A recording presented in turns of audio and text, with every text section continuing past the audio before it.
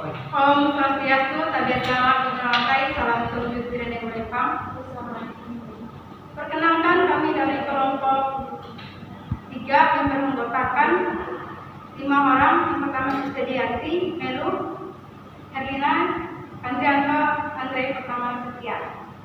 Di sini kami akan mempresentasikan tugas kelompok kami yang berjudul Tata Susila dalam Ruang Lingkup Orang Tua. Baik, untuk mempersingkat waktu, langsung saja ke materi yang pertama. Kepada Saudari Melu, silakan. Terima kasih atas kesempatannya. Saya Ibu.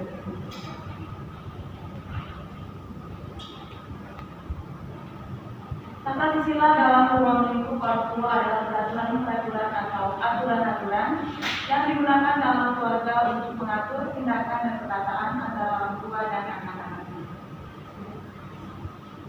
Yang pertama yaitu menghormati dan menghargai anggota keluarga. Yang kedua memberikan dukungan. Yang ketiga berbicara dengan sopan. Yang keempat mendengar dan memahami. Yang kelima menghargai privasi anak. Yang keenam menjaga diri. Baik, terima kasih dari Melu sudah membacakan materi. Selanjutnya akan dibacakan oleh Andrianto. Waktu dan tempat dipersilakan. Terima kasih atas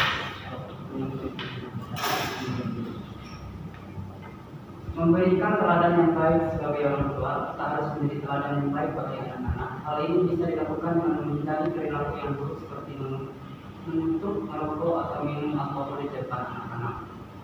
Kemudian menjaga diri dari perkataan yang kasar. Orang tua harus menghindari kata-kata kasar dan berbicara dengan tenang kepada anak-anak. Tunjukkan rasa hormat kepada mereka agar mereka merasa dihargai sebagai individu yang unik. Selalu bersikap terbuka ketika anak-anak ini membicarakan sesuatu. Orang tua harus bersikap terbuka dan mendengarkan dengan seksama dengan menjadi pendengar yang baik. Orang tua bisa membangun kepercayaan pada anak-anak. Menjaga tempat nama dalam keluarga. Ketika ada masalah dengan keluarga, orang tua harus selalu berbicara dengan keluarga langsung tanpa perlu mengumumkan kepada orang lain. Selain itu, hindari berbicara buruk tentang anggota keluarga di depan anak-anak atau di depan orang lain. Kembali ke Baik, terima kasih kepada Saudari Pandri sudah membacakan materi. Mungkin ini saja yang dapat kami sampaikan. Kurang dan lebihnya kami mohon maaf. Akhir kata kami ucapkan nama Santi, Om, Santi, Santi, Santi, Om. Baik, di sini kami akan membukakan diskusi tanya jawab. Kami persilakan untuk penanya minimal satu kelompok satu pertanyaan. Kami persilakan. Baik, perkenalkan saya dari kelompok 5 ingin bertanya. Apa peran orang tua dalam membentuk tata susila dalam keluarga? Mungkin. Selamat dengan lantai, salam sujud dari Berlimpah. Baik, di sini saya atas nama Karina, saya perwakilan dari kelompok 2 ingin bertanya. Pertanyaannya, bagaimana cara mendefinisikan nilai-nilai dan etika yang ingin diajarkan kepada anak-anak? Bisa berikan contohnya? Baik, mungkin itu saja pertanyaan saya. Terima kasih. Perkenalkan, nama saya Evina Resa dari kelompok 1. Saya ingin bertanya, bagaimana orang tua Anda menangani situasi-situasi sulit atau perubahan dalam kehidupan keluarga dan bagaimana mereka melibatkan anak-anak dalam proses pengambilan keputusan? Saya perwakilan dari kelompok 4 ingin bertanya bagaimana cara menjaga komunikasi yang baik antara orang tua dan anak dalam konteks tata susila.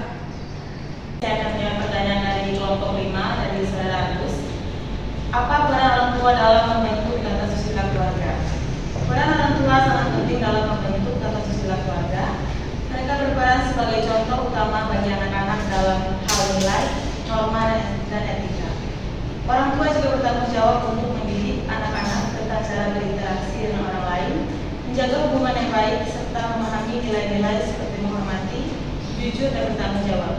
Selain itu, orang tua juga harus memberikan kasih sayang, dukungan, dan pemahaman kepada anak-anak mereka untuk membantu mereka tumbuh menjadi individu yang baik dan bertanggung jawab dalam masyarakat.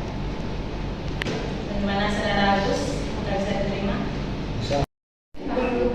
Baiklah, saya akan menjawab pertanyaan dari kelompok 2 dari Saudari Karina, yaitu bagaimana cara mendefinisikan nilai-nilai etika yang ingin diajarkan kepada anak-anak.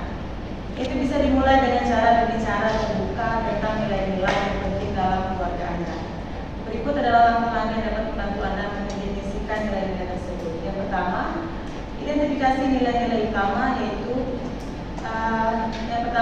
identifikasi nilai-nilai inti yang Anda anggap penting seperti kejujuran, menghormati orang lain, kerja keras, empati, kesetiaan, dan sebagainya. Yang kedua, terapkan nilai-nilai dalam kehidupan sehari-hari. Buatlah kesempatan untuk mengajarkan nilai-nilai melalui contoh nyata. Misalnya, berbicaralah tentang kejujuran saat mengevaluasi situasi sehari-hari, atau tunjukkan cara menghormati orang lain dalam interaksi sehari-hari. Bagaimana saudari Karina, Kak Serena? Baik, saya akan menjawab pertanyaan dari saudari Elvi dari kelompok 1. Bagaimana orang tua Anda menangani situasi sulit atau perubahan dalam kehidupan keluarga, dan bagaimana mereka melibatkan anak-anak dalam proses pengambilan keputusan? Orang tua memiliki pendekatan yang terbuka dan inklusif dalam menangani situasi sulit atau perubahan dalam kehidupan keluarga. Mereka selalu berusaha untuk mengajak anak-anak termasuk kita dalam proses pengambilan keputusan. Ketika ada situasi sulit atau perubahan dalam kehidupan keluarga, orang tua pertama-tama akan mengadakan pertemuan keluarga. Dalam pertemuan ini mereka akan menjelaskan situasi atau perubahan yang terjadi dengan jujur dan terbuka kepada kita. Mereka akan memberikan kesempatan kepada kita untuk bertanya, berbagi pendapat, atau memberikan masukan. Kemudian setelah itu orang tua akan mendengarkan pandangan dan pendapat kita dengan serius. Mereka tidak meremehkan atau mengabaikan pendapat anak-anak dalam proses pengambilan keputusan. Mereka sangat memperhatikan aspirasi dan kebutuhan kita dan berusaha mempertimbangkannya dalam membuat keputusan yang terbaik untuk keluarga. Mungkin itu yang dapat saya jawab. Jika ada teman-teman yang bisa menambahkan atau melengkapi, saya persilakan.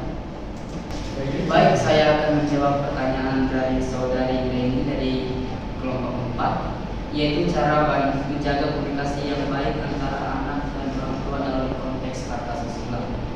Untuk menjaga komunikasi yang baik antara anak dan orang tua dalam konteks kata susila, ada beberapa contoh yang dapat kita ikuti. Yang pertama, saling mendengarkan. Kemudian kedua, menghormati perasaan dan pendapat anak. Kemudian yang ketiga, jaga sikap dan nada bicara. Keempat, terbuka dan jujur. Dan yang kelima, berikan panduan dan arahan yang baik. Keenam, jadwalkan waktu untuk berkomunikasi dengan keluarga. Ketujuh, hindari kritik yang bersifat merendahkan. Mungkin itu saja yang bisa saya jawab. Jika ada teman-teman yang bisa melengkapi atau menambahkan, saya persilakan. Baik, mungkin ini saja yang dapat kami jelaskan. Kurang dan lebihnya kami mohon maaf. Akhir kata kami ucapkan selamat hari. Om Santi Santi Santi Om Santi.